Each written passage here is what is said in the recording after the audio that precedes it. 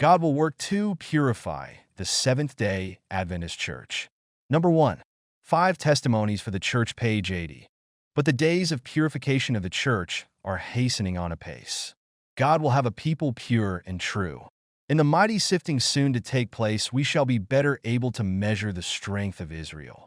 The signs reveal that the time is near when the Lord will manifest that his fan is in his hand, and he will thoroughly purge his floor. Number 2.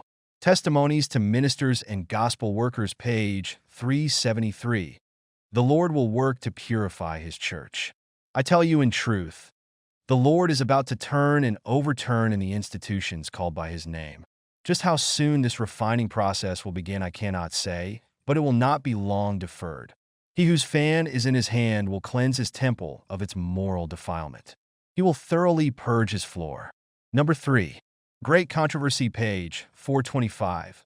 While the investigative judgment is going forward in heaven, while the sins of penitent believers are being removed from the sanctuary, there is to be a special work of purification, of putting away of sin among God's people upon earth. This work is more clearly presented in the messages of Revelation 14. Number 4. 1 Testimonies for the church, page 100. God is sifting his people. He will have a clean and holy church. We cannot read the heart of man, but the Lord has provided means to keep the church pure. A corrupt people has arisen who could not live with the people of God. They despised reproof and would not be corrected. They had an opportunity to know that theirs was an unrighteous warfare. They had time to repent of their wrongs, but self was too dear to die. They nourished it, and it grew strong, and they separated from the trusting people of God, whom he is purifying unto himself. As we near the judgment, all will manifest their true character, and it will be made plain to what company they belong. The sieve is moving. Let us not say, "Stay thy hand, O God." The church must be purged, and it will be. Despite the church condition, the only way to purify the Seventh-day Adventist Church is through the prophecy of Ezekiel 9. This work of purification will happen just before the mark of the beast, or what we know as the implementation of the International Sunday Law.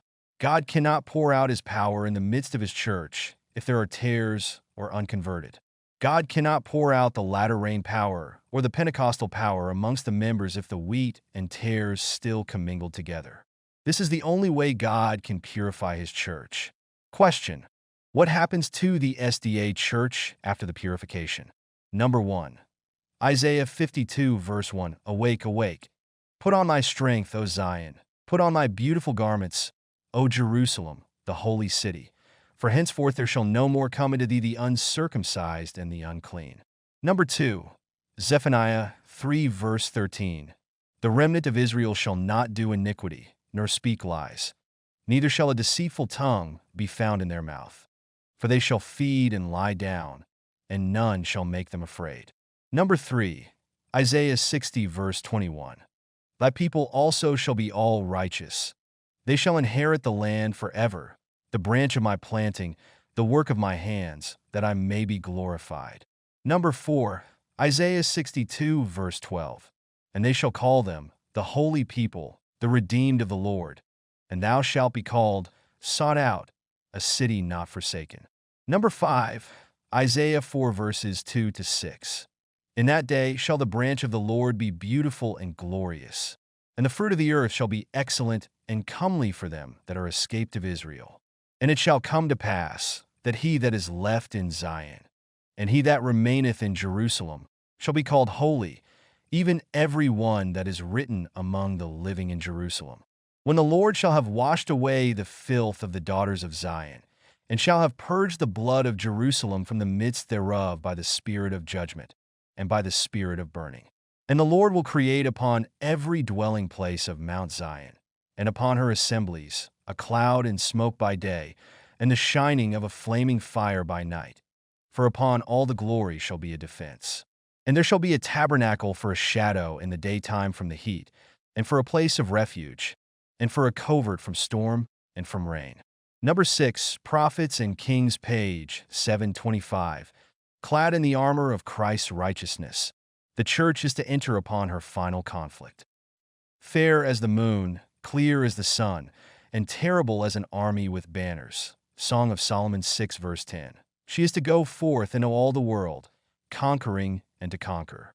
What is the appearance of the SDA church at the second coming of Christ? Ephesians 5 verse 27. That he might present it to himself a glorious church, not having spot or wrinkle or any such thing, but that it should be holy and without blemish.